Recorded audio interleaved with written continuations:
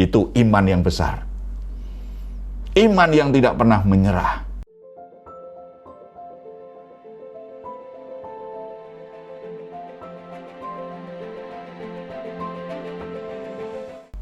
Dalam hidup ini kita tidak pernah lepas dari berbagai permasalahan kehidupan. Ada banyak situasi yang kadang-kadang tidak terkendali walaupun kita sudah merencanakannya, kita mengerjakannya dengan baik, tetapi seringkali situasinya sangat tidak terkendali.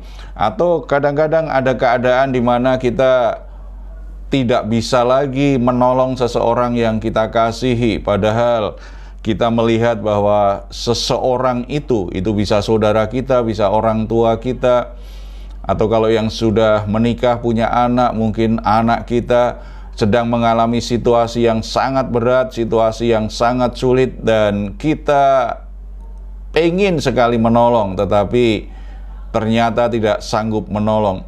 Berbagai permasalahan-permasalahan itu adalah sesuatu yang real, nyata dalam kehidupan sehari-hari kita. Tidak semuanya bisa kita atasi dengan baik. Bahkan kadang-kadang membuat kita putus asa dan mau menyerah. Tetapi ada kabar baik di dalam Tuhan Yesus Kristus, karena ternyata situasi sesulit apapun, keadaan seberat apapun, selalu ada harapan, selalu ada pertolongan yang akan Tuhan lakukan. Bahkan Tuhan akan mengerjakan sesuatu yang ajaib dalam hidup kita, yang mendatangkan mujizat dalam hidup kita ketika fokus kita bukan pada masalahnya, tetapi bagaimana kita bisa membangun iman kita semakin besar ketika kita menghadapi dan mengatasi masalah-masalah hidup kita. Kita akan melihat Matius pasal 15 ayat 21 sampai 28. Matius pasal 15 ayat 21 sampai 28. Saya bacakan terlebih dahulu. Lalu Yesus pergi dari situ dan menyingkir ke daerah Tirus dan Sidon. Maka datanglah seorang perempuan Kanaan dari daerah itu dan berseru, "Kasihanilah aku ya Tuhan, anak Daud, karena anakku perempuan kerasukan setan dan sangat menderita." Coba perhatikan, ada seorang ibu yang berseru kepada Tuhan Yesus, berdoa, "Kasihanilah aku ya Tuhan, tolonglah aku ya Tuhan." Karena apa? Karena dia punya anak perempuan dirasuk setan. Tidak hanya anak perempuannya dirasuk setan, anak itu dia lihat bagaimana menderita luar biasa karena keadaannya. Kita tahu hati seorang ibu itu tidak akan pernah tega. Hati seorang ibu itu tidak pernah bisa diam, tenang, bisa tidur nyenyak ketika melihat ada anaknya yang menderita. Kita mungkin punya ibu di masa itu. Ketika kita sakit, ibu kita rela tidak tidur berhari-hari karena merawat kita, karena ingin supaya kita cepat sembuh. Dia menghibur kita, menguatkan kita, lakukan segala sesuatu yang dibutuhkan agar kita tidak terus-menerus dalam keadaan sakit. Seorang ibu tidak tega melihat anak yang dikasihinya itu dalam keadaan menderita. Berarti ini sebuah pergumulan yang menghancurkan hati ibu tersebut. Saudara-saudara yang dikasihi Tuhan, dalam hidup ini kita seringkali mengalami situasi sulit yang seperti itu. Hati kita jadi hancur luar biasa karena penderitaan, masalah yang kita hadapi atau dihadapi orang yang kita kasih itu, kita lihat itu sangat menyakitkan sekali, sangat berat sekali. Situasi seperti itu dialami di masa-masa tertentu. Kita semua pernah mengalaminya. Tetapi apa yang dilakukan ibu itu menjadi sebuah teladan bagi kita. Dalam keadaan yang hancur hati, dalam keadaan yang begitu berat, dalam keadaan yang banyak meneteskan air mata, ibu tadi tidak mau menyerah. Ibu tadi akhirnya datang kepada Tuhan Yesus dan berseru kepada Tuhan Yesus. Kalau kita lihat perikopnya secara lengkap, kita tahu bahwa kemudian Yesus itu memuji ibu ini, bahwa ibu ini punya iman yang besar. Di ayat 28, maka Yesus menjawab dan berkata kepadanya, "Hai ibu, besar imanmu, maka jadilah kepadamu seperti yang kau kehendaki." Dan seketika itu juga anaknya sembuh. Hai ibu, besar imanmu. Ini luar biasa sekali. Tuhan melihat bagaimana ibu itu ternyata punya iman yang begitu besar. Kembali, saya ingin kita semua bisa mengerti dari kebenaran firman Tuhan ini. Kunci mujizat yang membuat ibu ini akhirnya mendapatkan pertolongan, mendapatkan keajaiban dari Tuhan, ternyata tidak bisa dilepaskan dengan namanya iman yang besar. Ibu ini orang yang punya iman yang besar, bukan berdasarkan pandangannya sendiri, bukan berdasarkan apa yang dia omongkan sendiri. Ada banyak orang berkata, aku orang Kristen yang bertumbuh, aku punya iman. Itu kan pengakuannya sendiri. Tetapi ibu ini punya iman yang besar bukan karena dia mengaku-ngaku bahwa dia punya iman yang besar, bukan karena dia mengaku bahwa dia punya iman yang kuat, tetapi Tuhan sendiri yang memuji, memberi apresiasi dan berkata, "Hei ibu, imanmu sangat besar. Hei ibu, besar imanmu." Maka tidak heran bahwa persoalan yang menghancurkan hatinya itu setelah itu mendapatkan pertolongan dari Tuhan. Karena ibu ini punya iman yang besar dalam pandangannya Tuhan. Saudara-saudara, kita tidak perlu menilai iman kita sebesar apa. Kadang-kadang penilaian kita kan sangat subjektif. Kita kadang-kadang menilai orang lain imannya rendah, imannya kecil, imannya lemah, lalu menganggap kita punya iman yang besar, kita punya iman yang kuat, kita punya iman yang bertumbuh baik. Tetapi mari kita melihat mengapa Tuhan itu mengatakan bahwa perempuan ini punya iman yang besar. Pasti ada alasannya. Kalau kita lihat tadi di ayat yang 22, dia berseru minta belas kasihan Tuhan. Dan setelah itu kita lihat ayat-ayat selanjutnya, iman yang besar itu terlihat jelas ketika orang yang beriman itu tidak pernah mau menyerah apapun keadaannya. Iman yang besar itu terlihat jelas karena dia tidak mau menyerah walaupun situasinya tidak selalu membuat dia senang. Kita perhatikan ayat 23. Tetapi Yesus sekali tidak menjawab, sama sekali tidak menjawabnya. Lalu murid-muridnya datang dan meminta kepadanya, "Suruhlah ia pergi." Ia mengikuti kita dengan berteriak-teriak. Coba perhatikan, tetapi Yesus sama sekali tidak menjawabnya. Iman yang besar itu tidak mau menyerah sekalipun doa-doanya belum dijawab Tuhan. Iman yang besar itu tidak mau berhenti berdoa dan berharap walaupun sepertinya Tuhan tidak peduli dengan yang dia katakan. Karena iman yang besar itu sangat percaya betul bahwa Allah yang dia sembah, Tuhan yang dia kasihi, itu Tuhan yang penuh kasih, Tuhan yang bisa dipercaya, Tuhan yang sanggup menolong kita. Dia tidak akan pernah menelantarkan kita, tidak peduli dengan keadaan kita. Sebuah keyakinan yang sangat kokoh. Makanya kalau doanya sepertinya belum dijawab Tuhan, dia tidak akan menyerah karena dia tahu bahwa itu bukan berarti Tuhan tidak peduli kepada dia. Bukan berarti Tuhan tidak mengasihi dia. Tidak, pasti ada alasannya mengapa doa itu tidak dijawab atau belum dijawab oleh Tuhan. Orang yang imannya kecil ketika berdoa lalu doanya sepertinya tidak dijawab Tuhan, dia menyerah. Dia berhenti berdoa, bahkan mungkin akhirnya ngambek, tidak mau datang ke gereja lagi karena doanya tidak dijawab oleh Tuhan. Saudara-saudara pasti punya pergumulan dan pasti berdoa. Ketika berdoa, apakah ada yang baru berdoa langsung dapat jawaban? Mungkin pernah. Tetapi ada yang kadang-kadang 1 minggu berdoa, tidak ada tanda-tanda Tuhan menjawab. Terus berdoa 1 bulan, sepertinya tidak ada tanda-tanda Tuhan langsung menjawab.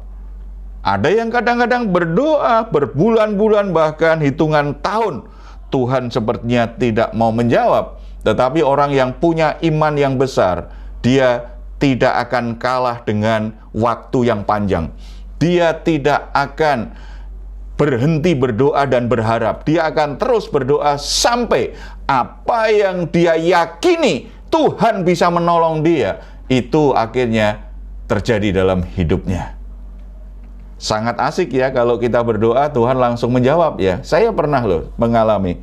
Saya berdoa, kemudian ngobrol sama istri. Berdoa karena ada sebuah kebutuhan. Bagaimana ini? Kita hanya bisa berdoa karena kita sudah tidak mampu lagi untuk mencari solusi bagaimana. Tetapi setelah selesai berdoa, kita ngobrol sebentar dengan istri, ada yang telepon. Telepon itu mendadak, bukan telepon, WA. Ada yang WA. Isinya apa? Dia hanya bilang, memberitahu, Pak Heru, barusan saya transfer ke rekening Bapak.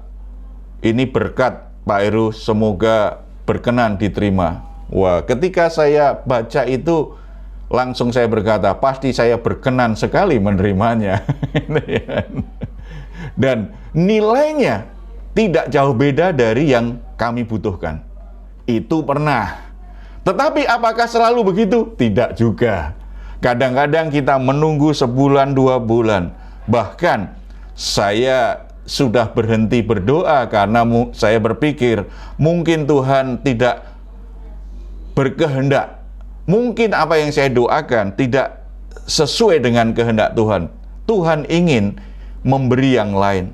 Beberapa tahun kemudian saya kaget karena Tuhan menjawab doa yang pernah saya doakan beberapa tahun lalu, padahal saya sudah tidak mendoakan lagi. Saya ambil kesimpulan terlalu cepat. Saya tidak menyerah untuk tidak berdoa, cuma saya sudah belajar berserah. Ketika orang berserah itu kan itu bagian dari proses doa. Saya berserah, mungkin memang ini bukan kehendak Tuhan untuk saya, atau kehendak Tuhan waktunya belum sekarang.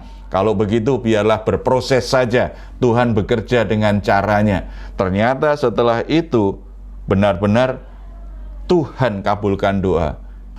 Tuhan itu tidak pernah mengabaikan doa-doa kita.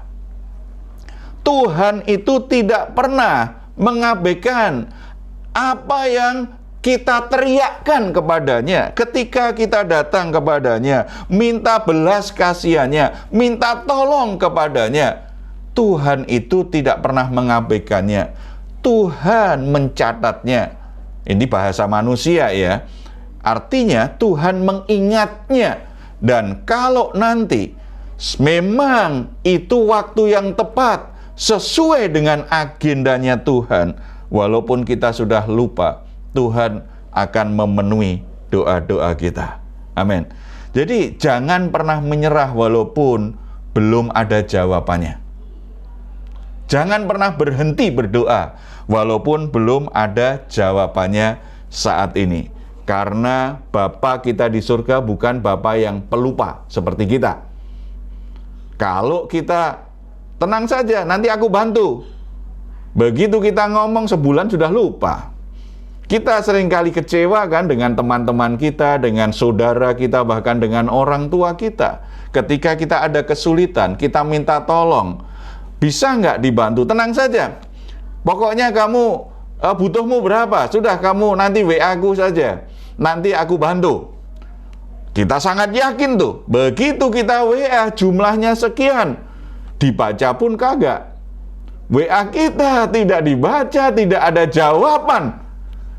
Lalu setelah beberapa bulan kemudian kita ketemu, Katanya kamu mau menolong aku WA kamu kok nggak ada respon. Masa sih kamu sudah WA? Sudah. Aku janji apa ya sama kamu ya? Begitu gampang orang lupa. Sebab kalau begitu harus memenuhi janji-janjinya, banyak orang itu mendadak pikun. Dia lupa apa yang pernah dia janjikan, apa yang pernah dia katakan. Tetapi puji Tuhan, Bapa kita di surga itu tidak pernah lupa dengan apa yang pernah dikatakannya, apa yang pernah dijanjikannya kepada kita. Makanya kalau janji manusia itu jangan terlalu sepenuhnya kita berharap 100% seperti kita menerima janjinya Tuhan. Dianggap ringan-ringan saja.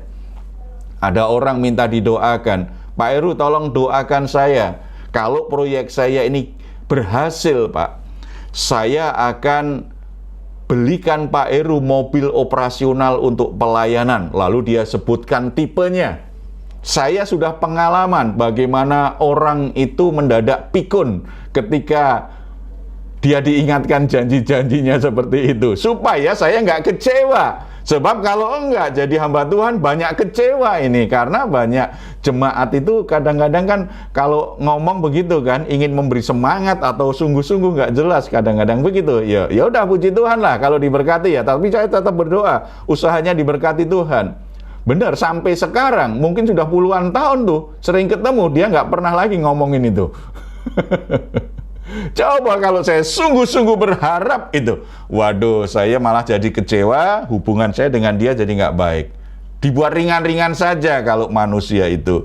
Tetapi kalau dengan Tuhan, yakin betul. Kita kadang-kadang kan malah terbalik. Janji manusia kita pegang betul, janji Tuhan kita abaikan, kita lupakan, kita anggap ringan. Padahal kalau Tuhan berjanji, dia pasti tepati. Kalau Tuhan berjanji, dia pasti mampu untuk wujudkan. Karena dia adalah pribadi yang maha kuasa, sanggup untuk melakukan segala perkara yang mustahil terjadi. Jangan menyerah walaupun doa-doamu belum dijawab Tuhan. Termasuk doamu yang tahun lalu belum dijawab Tuhan. Jangan menyerah. Mungkin itu belum waktunya Tuhan saja. Atau mungkin tidak sesuai kehendak Tuhan, boleh juga dievaluasi. Tetapi kalau dievaluasi sebenarnya sudah sesuai dengan kehendak Tuhan, waktunya bagi kita mungkin belajar berserah dan terus berdoa. Tetapi kita tidak ngotot bahwa itu harus segera dipenuhi oleh Tuhan. Ibu tadi berseru-seru, jadi tidak hanya kasihanilah ya Tuhan. Begitu melihat Yesus sama sekali tidak menjawabnya, tidak putus asa. Kalau kita lihat berikutnya kan, komplainnya murid itu berarti kan benar itu. Suruh ia diam, suruh ia pergi, ia mengikuti kita dengan berteriak-teriak. Berarti tidak menyerah kan? Tetap yakin, tetap berseru. Tetap berseru minta pertolongan Tuhan. Jadi dia tidak menyerah sekalipun belum ada jawabannya, atau sepertinya Tuhan belum menjawabnya. Dan yang kedua, kita lihat iman yang besar itu juga tidak akan pernah menyerah sekalipun keadaannya sepertinya semakin sulit. Bagaimana mungkin tidak sulit? Ibu ini pertama berdoa, kasihanilah aku ya Tuhan. Yesus tidak menjawab, tidak cukup Yesus ternyata. Setelah itu murid-murid juga menghalang-halangi. Bahkan para murid itu menyuruh Yesus, suruh berhenti itu Tuhan. Berarti ada orang-orang sekitar Yesus tidak membantu, tidak mendukung dia. Ini kan contohnya berarti dalam konteks sekarang itu kan sepertinya kita ingin beriman, kita ingin sungguh-sungguh percaya Tuhan. Kita sungguh-sungguh berharap Tuhan menolong kita, mengubah keadaan hidup kita. Tetapi ternyata justru orang-orang yang melayani hamba-hamba Tuhan yang kelihatannya dekat dengan Tuhan Yesus, itu yang menghalangi kita untuk terus maju. bukannya mendukung, memberi semangat. Ayo Bu, terus maju, tetap percaya Bu. Ayo Bu, kita akan dukung doa. Ayo jangan menyerah. Bukannya seperti itu, tetapi ibu itu minta apa sih? Nggak perlulah. Nggak perlu berdoa seperti itu. Nggak perlu. Coba, pernah tidak kita serius ini ikut Tuhan, percaya Tuhan?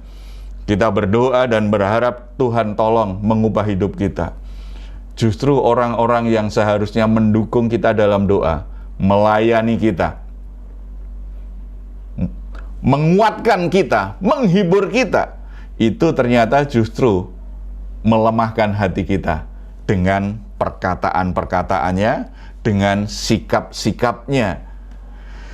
Itu banyak orang akhirnya mundur, imannya menjadi lemah. Tetapi iman yang besar itu, imannya tidak bergantung bagaimana situasi dan kondisi. Walaupun semakin sulit, dia tetap percaya dan berharap kepada Tuhan. Walaupun ada orang-orang yang mengecewakan dia, ada orang-orang yang menghalang-halangi dia untuk terus berharap kepada Tuhan, untuk terus percaya kepada Tuhan. Orang yang imannya besar tidak menyerah dengan semua kesulitan itu. Dia terus melangkah, dia terus maju. Ini yang dilakukan perempuan itu kan. Dia tetap di ayat 25. Tetapi perempuan itu mendekat, menyembah dia sambil berkata, Tuhan tolonglah saya. Jadi tetap aja berseru, Tuhan tolong saya, Tuhan kasihanilah aku, Tuhan tolong saya. Jadi terus berseru kepada Tuhan, terus berharap kepada Tuhan, tidak mau berhenti berharap dan berseru kepada Tuhan.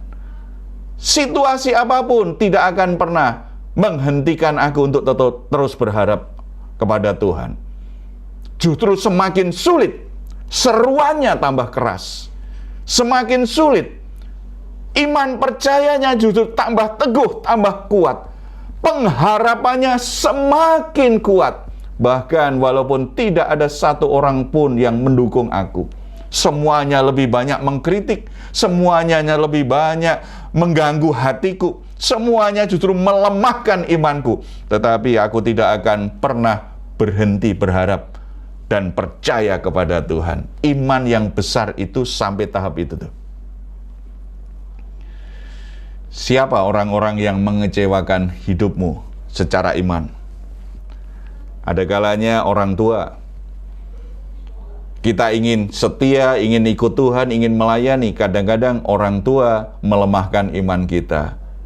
Kamu kan bukan pendeta, nggak usah sibuk-sibuk. Sehingga banyak anak muda berhenti melayani. Kamu fokus aja kuliah, kamu fokus aja bekerja. Nggak usah urus gereja, itu urusannya pendeta. Kalau ada anak muda yang rajin di gereja, orang tuanya sering marah dan berkata, kamu digaji berapa sama gereja? Sehingga 1 minggu bisa berkali-kali datang di gereja. Melemahkan imannya. Tetapi orang yang punya iman yang besar, dia tidak pernah berhenti walaupun ada penghalang seperti itu. Dia akan berupaya untuk memberi pengertian kepada orang tuanya. Dia akan berusaha menunjukkan kepada orang tuanya bahwa yang dia lakukan itu benar, yang ia lakukan itu berkenan di hati Tuhan. Dia akan terus melangkah. Atau kadang-kadang yang menjadi penghalang kita siapa?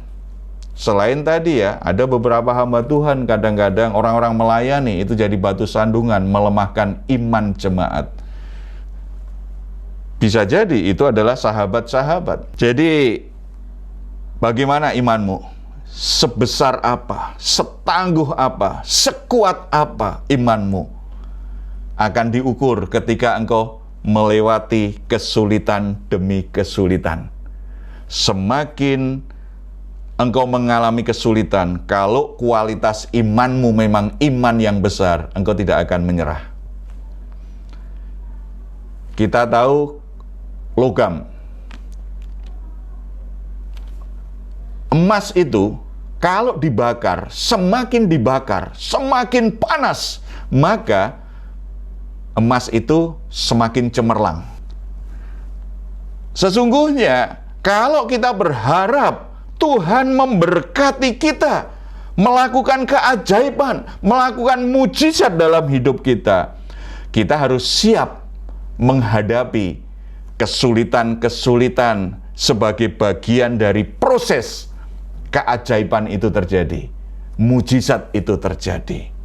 Kalau ingin alami mujizat tetapi kita maunya yang ringan-ringan saja, maunya yang enteng-enteng saja, maunya yang tidak membuat kita berkeringat, tidak membuat kita tertekan, semuanya pengennya gampang, itu kan anak manja. Tuhan tidak mau anak-anaknya manja. Tuhan ingin karakter anaknya itu tangguh, kuat, tahan uji. Kepastiannya adalah bahkan ketika kita sepertinya tidak mampu lagi untuk mewujudkan apa yang sudah kita doakan, Tuhan tidak pernah kehabisan waktu. Tuhan tidak pernah tidak mampu untuk mewujudkannya. Oleh sebab itu, terus bertahan, jangan menyerah walaupun situasimu semakin sulit. Tetap percaya, ada sesuatu di depan yang Tuhan siapkan kepada kita itu luar biasa. Kalau kita setia kepada Tuhan, kalau kita benar-benar berjalan bersama dengan Tuhan. Saya membimbing anak-anak muda cukup banyak, dan saya lihat anak-anak muda yang punya iman seperti ini, tidak menyerah, walaupun harus melewati proses waktu yang panjang, tidak menyerah dengan keadaan yang sulit. Setelah 5 tahun, setelah 10 tahun, saya lihat bagaimana Tuhan mengangkat hidup mereka. Bagaimana Tuhan mengubah hidup mereka luar biasa. Dan itu, saya tahu bahwa itu benar-benar itu anugerah Tuhan, itu berkat Tuhan. Bukan karena mereka luar biasa, karena saya kenal betul siapa mereka dan bagaimana kualitas mereka. Tuhan melihat kualitas iman mereka ternyata, bukan kualitas yang lain-lain dulu. Kualitas imannya. Jadi apapun keadaanmu, sesulit apapun, bahkan mungkin semakin sulit, jangan pernah berhenti berdoa, jangan pernah berhenti berharap, tetap berseru, tetap beriman kepada Tuhan. Dan tidak hanya sampai di situ tuh, kualitas iman besar yang dimiliki oleh perempuan itu.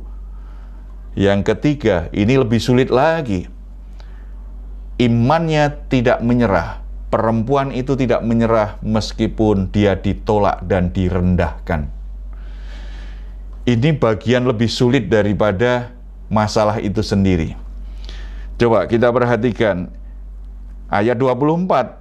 Jawab Yesus, "Aku diutus hanya kepada domba-domba yang hilang dari umat Israel." Berarti kan sepertinya Tuhan aja menolak ini. Tadi di awal tidak menjawab. Yang ini, enggaklah, aku kan tidak untuk kamu, aku diutus hanya untuk umat Israel. Tapi perempuan tadi tetap berseru, "Tuhan, tolonglah aku." Kemudian ayat 26, tetapi Yesus menjawab, "Tidak patut mengambil roti yang disediakan bagi anak-anak dan melemparkannya kepada anjing." Ini kan sebuah penghinaan, merendahkan. Apa yang dikatakan Yesus bukan berarti Yesus itu kasar, tidak. Itu pandangan secara umum orang-orang Yahudi masa itu, orang Israel masa itu menganggap perempuan suku lain, orang dari suku lain, apalagi dari Kanaan, itu derajatnya sangat rendah. Bahkan mereka menganggapnya ini orang-orang yang najis. Orang-orang yang najis. Dan kalau itu bicara binatang, yang najis itu apa? Salah satunya anjing. Direndahkan. Jadi Yesus tidak kasar, enggak. Yesus itu hanya sedang menegaskan, karena Yesus kan keturunan Israel, orang Yahudi. Pandangan umum orang Yahudi, orang Kanaan itu seperti anjing. Tidak pantaslah kalau roti itu, kalau di meja makan ya, di meja makan itu keluarga-keluarga Yahudi makan bersama-sama, kan rotinya ditaruh di meja. Setelah itu, ketika makan akan jatuh remah-remah. Ketika ada anjing, anjing itu hanya makan remah-remahnya saja. Tidak dikasih roti yang utuh. Tetapi perempuan tadi tidak tersinggung loh. Perempuan tadi tidak baperan. Perempuan tadi tidak, apa istilahnya anak sekarang tuh, tidak kena mental. Tidak kena mental, tidak baperan. Dia tetap berharap kepada Tuhan, bahkan dengan rendah hati berkata, "Benar Tuhan, aku memang anjing, tetapi boleh dong tetap dapat remah-remahnya saja." Iman yang besar. Dia sadar di hadapan Tuhan dia tidak layak. Di hadapan Tuhan dia tidak sepantasnya ditolong Tuhan. Tetapi dia berharap, Tuhan, mungkin dari semua berkat yang Engkau siapkan untuk umat Israel, untuk umat pilihanmu, semuanya yang terbaik Tuhan berikan, tetapi dari sisa-sisanya boleh jugalah untuk aku. Sisa-sisa yang paling kecil saja, itu remah-remah, berarti kan sisa yang paling kecil, bahkan tidak sengaja disisakan. Ketika kita makan roti pasti ada remah-remah yang kecil-kecil jatuh kan. Dari itu saja saya boleh, itu saja untuk saya. Berarti dia tidak tersinggung, dia tidak sakit hati, dia tidak terluka walaupun ditolak dan direndahkan. Orang yang punya iman yang besar itu sangat dipengaruhi dengan suasana hatinya dan bagaimana meresponi keadaan. Nah, kalau kita ada orang-orang suka ngambek, suka tersinggung, suka sakit hati, itu sulit untuk meningkatkan imannya, memperkuat imannya. Imannya nanti akan kanak-kanak terus, imannya akan lemah terus. Orang yang imannya semakin bertumbuh besar, salah satunya kan mampu mengelola konflik-konflik batinnya. Jangankan imannya, orang dewasa aja juga begitu kan?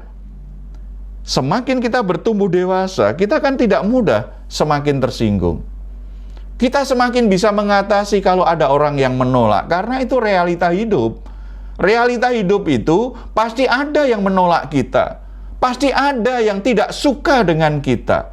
Pasti ada yang tidak menghargai kita. Pasti ada orang-orang yang merendahkan kita.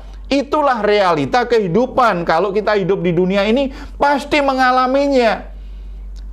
Tidak hanya sekali, dua kali, itu sering kali itu. Semakin kita banyak bergaul, berkomunikasi, berinteraksi secara sosial, kita akan semakin sering mengalaminya. Nah, kalau bawaannya hanya baperan, dikit-dikit ngambek, dikit-dikit tersinggung, dikit-dikit sakit hati, itu tidak hanya karakternya nggak bertumbuh dewasa, tetapi imannya tidak pernah tumbuh menjadi besar. Tidak akan pernah. Pelayanan saya kan lebih banyak konseling pemulihan. Saya ketemu banyak orang Kristen yang baperan seperti itu. Ada gereja besar, orang senang sekali dihargai, dia suruh mimpin acara, dia pinter main musik, bahkan dia seorang pemusik yang cukup terkenal. Kemudian dia siapkan, Natalannya bagus sekali, musiknya bagus sekali, karena memang orang yang sangat profesional ini yang memimpin acara. Lalu selesai Natal, ucapan selamat Natal ramai sekali karena gerejanya ribuan.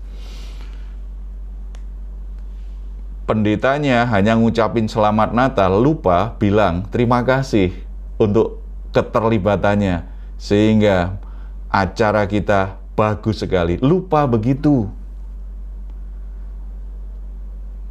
Orang ini ngambek, jerih lelahku tidak dihargai oleh Pak Pendeta, aku sudah siapkan banyak waktu. Minggunya nggak mau datang.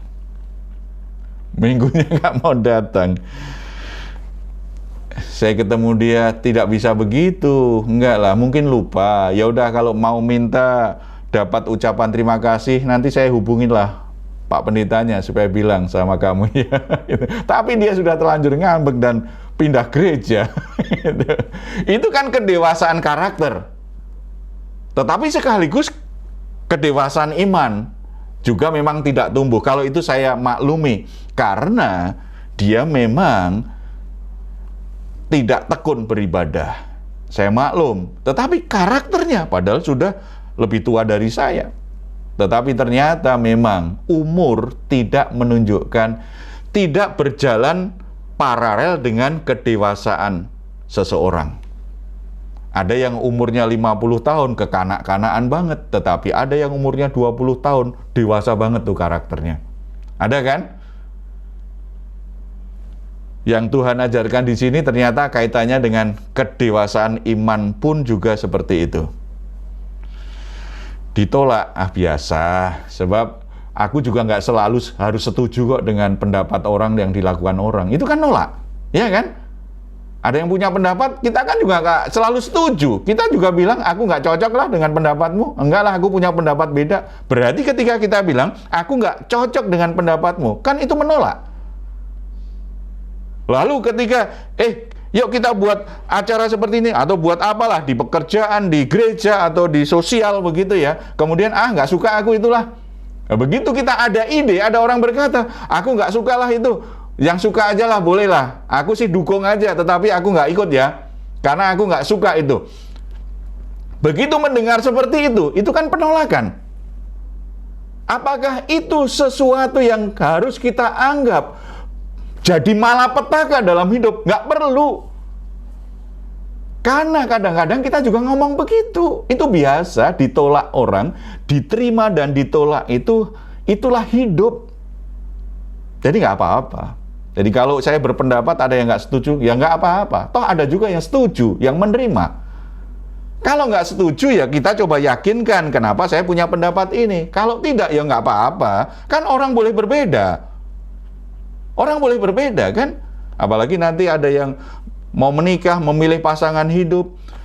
Kan itu juga selera. Ada yang berkata, kenapa kamu nikah dengan perempuan seperti itu? Atau dengan laki-laki seperti itu? Lu kan selera. Mungkin ada orang yang nggak setuju dengan laki-laki seperti ini, tetapi aku suka kok. Itu pilihanku kok. Nah, kalau hanya dengerin orang yang menolak, kita kehabisan waktu, kehabisan energi, dan mengganggu hati kita. Orang yang bertumbuh dewasa dalam karakter, dia tidak menjadikan itu terlalu masuk di hati. Ya nggak apa-apalah. Mungkin itu hanya sekedar jadi wawasan, jadi pertimbangan. Tetapi aku yang memilih. Demikian juga pilihan-pilihan yang lain dalam hidup ini. Demikian juga pengalaman direndahkan. Pernah nggak kita tidak hanya berkata, aku nggak cocok lah dengan pendapatmu. Pendapatmu itu, idemu itu nggak bagus tuh.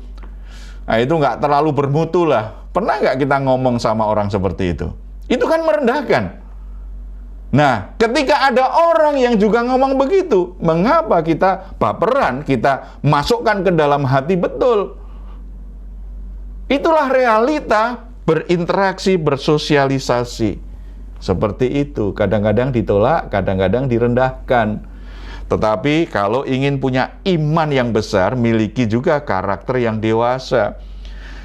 Tetap melangkah. Walaupun aku ditolak, walaupun aku direndahkan, tidak akan pernah membuat imanku surut, percaya, berharap kepada Tuhan Yesus. Aku sangat percaya. Kamu mungkin menolak aku gara-gara aku percaya Tuhan Yesus. Engkau menghina aku gara-gara aku pelayanan, gara-gara aku setia beribadah. Tetapi itu tidak pernah memadamkan hatiku untuk sungguh-sungguh percaya kepada Tuhan. Bagiku, Tuhan Yesus adalah segala-galanya. Itu iman yang besar. Iman yang tidak pernah menyerah. Dan iman yang besar seperti itu hasilnya luar biasa nih. Kembali ayat 28. Yuk baca sama-sama ya. Maka Yesus menjawab dan berkata kepadanya, "Hai ibu, besar imanmu, maka jadilah kepadamu seperti yang kau kehendaki." Dan seketika itu juga anaknya sembuh. terjadi mujizat. Dan yang lebih indah yang dikatakan Yesus tadi, "Hei ibu, imanmu besar, terjadi, jadilah kepadamu seperti yang kau kehendaki." Kalau kita berkehendak, kita menginginkan sesuatu, Tuhan berkata, "Oke, aku setuju, terjadilah. Biar terjadi apa yang kau kehendaki." Wah, kita pasti sukacita sekali ya. Sukacita sekali. Tuhan, aku ingin gereja ini punya ruko sendiri, tidak hanya menyewa. Lalu Tuhan berkata, "Oke, aku setuju, terjadi seperti yang kau kehendaki." Wah, itu pasti sukacita sekali kita. Itu kan sukacita sekali. Bahkan kita, kalau boleh Tuhan tidak hanya satu ruko, wah rakus. Tetapi kalau ternyata Tuhan juga berkata, "Jadilah seperti yang kau kehendaki," kita pasti senang sekali. Tetapi ingat, kata "jadilah seperti yang kau kehendaki" diawali apa? "Hei ibu, imanmu besar." Jadi, kata kuncinya bukan "terjadilah seperti yang kau kehendaki" dan bukan "seketika itu anaknya sembuh." Kata kuncinya apa? Imanmu besar. Imanmu besar. Jadi ayat kunci di perikop ini adalah imanmu besar. Bukan pada apa yang kita kehendaki dan terjadinya mujizat kesembuhan, bukan itu intinya. Tetapi imanmu besar. Bagaimana imanmu besar? Jangan pernah menyerah walaupun doa-doamu belum dijawab oleh Tuhan. Yang kedua, jangan pernah menyerah sekalipun keadaanmu semakin sulit. Dan yang ketiga, jangan pernah menyerah sekalipun ada penolakan dan engkau direndahkan. Jangan biarkan itu memadamkan imanmu untuk percaya, untuk berharap, untuk setia, untuk taat kepada Tuhan. Kalau Tuhan lihat prosesnya benar, kadang-kadang kita sudah berhenti berdoa, Tuhan ternyata sudah bekerja. Kita sudah berhenti berdoa, pekerjaan Tuhan sedang berlangsung tuh. Sehingga kita akan terheran-heran apa yang dikerjakan Tuhan bagi kita. Puji Tuhan, saudara-saudara, apapun pergumulan masalahmu, tetap bangun imanmu semakin besar, semakin besar.